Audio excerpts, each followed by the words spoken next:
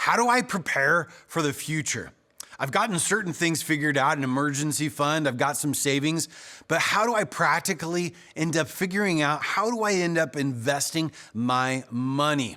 That's a great question, one that I asked Eric as we dove into this area about budgeting and saving and spending. One of those important key factors for us is investing. Join with me in the conversation with Eric Waite, our CFO of North Coast Church. But if we're talking about, hey, maybe we've got a house and we've done that and now we're just talking about that, the very, very first place that you need to look at is your employer. And if you happen to be with an employer that offers any type of retirement plan, please take advantage of that. I can't stress that enough. Whatever it is that your employer is giving you, whether it's a match, you contribute so much and then they'll match that portion into your savings account. It's a great tool to get you in a place to invest for the future. And then beyond that, I always tell everybody one of the best steps you can do is make it automatic, is figure out with your paycheck, how do I automatically have this money go towards an investment? And so whether that's the pre-tax side of things with a 401k plan or another investment vehicle that's pre-tax, or you're doing it after taxes and maybe you're buying your own mutual funds, or you got your Robinhood app and you want to buy some stocks, that make it automatic as you do that, because it's a very unique human nature that we start to live on what we see left in our checking account. And so the tool of getting it set up automatic, it's remarkable. You will be blessed beyond what you can ever imagine when you didn't even see it, and then you turn around in a few years and you see how that nest egg's really starting to grow.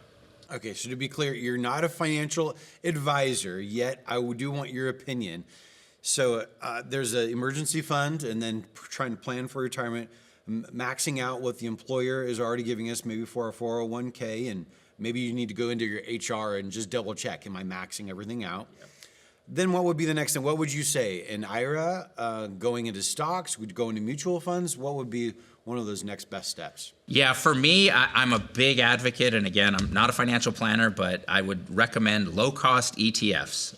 There are a lot of them. I mean, any of the big investment firms, a Fidelity, a Vanguard, a Morgan Stanley, a Schwab, whichever one you want to go through, they all offer them. But I would find something that's a low-cost ETF, which is electronic traded fund. They're low cost, so you're not paying a money manager a lot of money to manage those, and there are tons of them to pick from, literally hundreds and hundreds. And I would say that that's a great place to start to invest in.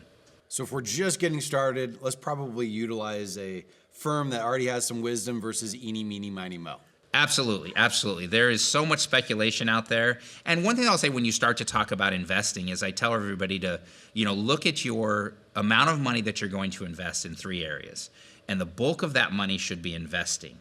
Then maybe you want to take a little bit apart pieces of it and speculate. So I might want to say, believe me, I listen to the conversations around water coolers all the time about the great stock tip that somebody has. There's nothing wrong with that, but understand that you shouldn't be taking the investing portion of your savings and doing that. Just have a little portion that you're going to speculate.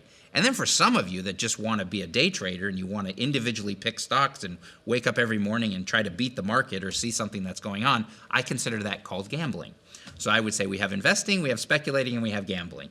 Nothing wrong with those, but just understand what portion of the amount of money I'm choosing to invest is going to be divided into those 3 areas. Thanks for joining us this week as we talked about money.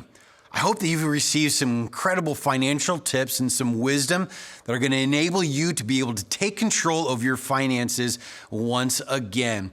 And if you have yet to listen to the entire conversation, all you need to do is text in the keyword money to this phone number right here on your screen, and we will end up giving you the entire class as well as that one number budget. That phone number is 844-921-0220. Thanks for joining us this week for the Daily Dose, and we look forward to having you back next week.